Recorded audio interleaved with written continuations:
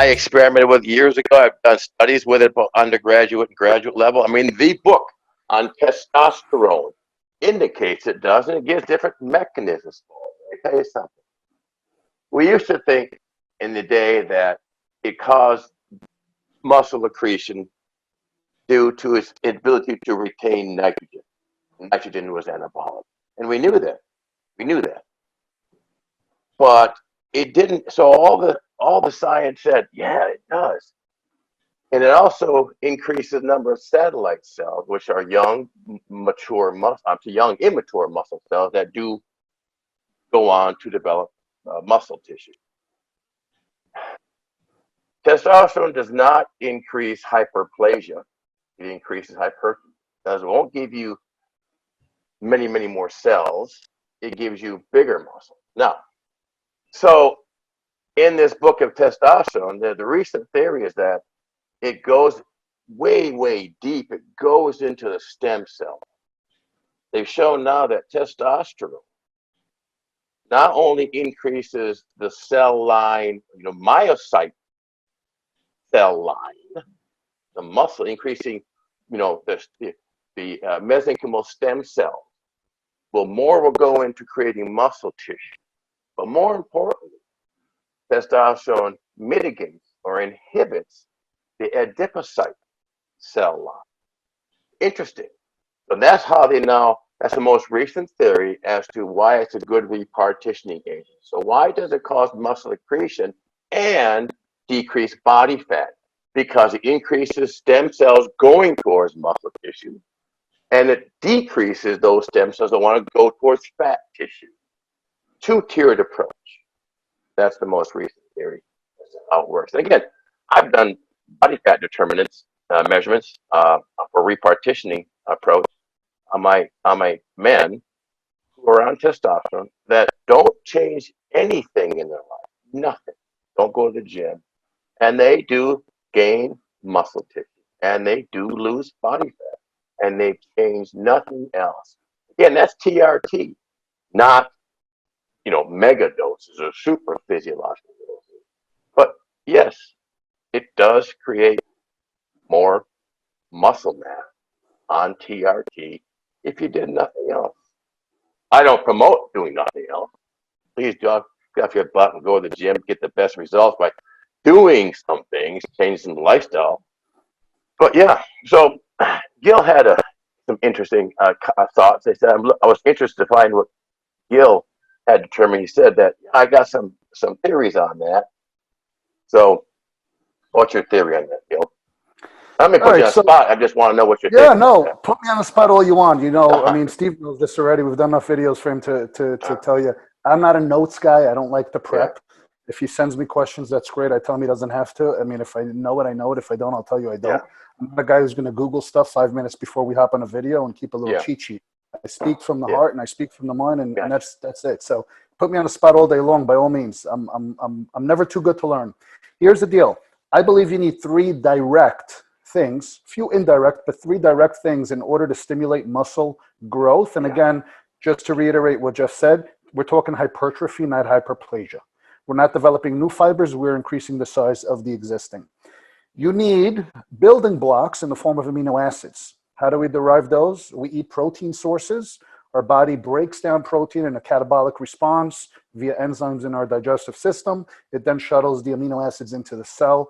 And in the cell, the process of building protein, which I won't bore anyone with, but protein synthesis begins to occur. You need an anabolic environment in order for protein synthesis to occur efficiently. Okay, that is number 2.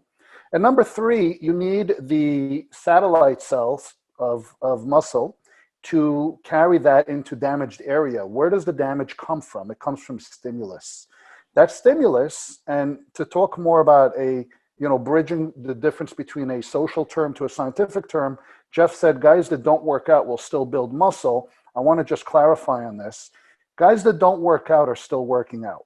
We think of working out as going to the gym and actually putting up reps. When you get out of bed in the morning and you're moving, your muscles contracting and extending is a form of exercise. Muscle fibers are torn. Every cell in your body is replenished over time. Muscle fibers get torn, micro tears, they get replaced. The more you work out and the more intense your workout is, the more damage you're going to do to your muscle. So yes, you're going to have an exponential effect by actually consciously going to the gym and doing resistance training. If you don't, it doesn't mean you're not moving your own body. It doesn't mean you're not walking, you're not running, you're not jumping, you're not picking things up and putting them down and still creating muscle tissue damage, which requires repair. So we stimulate muscle by damaging it. We give our body what it needs to rebuild, and then we synthesize protein to rebuild. This is where testosterone comes in. Protein synthesis is greatly enhanced with an anabolic environment provided by anabolic hormones. Now, these anabolic hormones in a healthy young male follow a circadian rhythm, which means that you're producing the most while you sleep, and then they peak in the morning hours and they start to decline over the course of the day. We have a 24-hour period, and presumably we're spending about 8 to 10 hours in an elevated or optimal testosterone range, and then we are in a decline the rest of the 16 hours or 14 hours remaining. Guys on TRT are no longer following our circadian cycle. They're spending 60 to 66% more time in that optimal anabolic zone. So if you think about it, if your testosterone level on your morning test as a natural 25-year-old healthy guy who works out is 1,000 of total T and 27 free T, which is great, okay, how much time are you actually spending in a 24-hour period living in that anabolic optimal zone compared to a guy now on TRT who is in a physiological optimal range of similar numbers, spending 24 hours a day across the course of a year in that environment?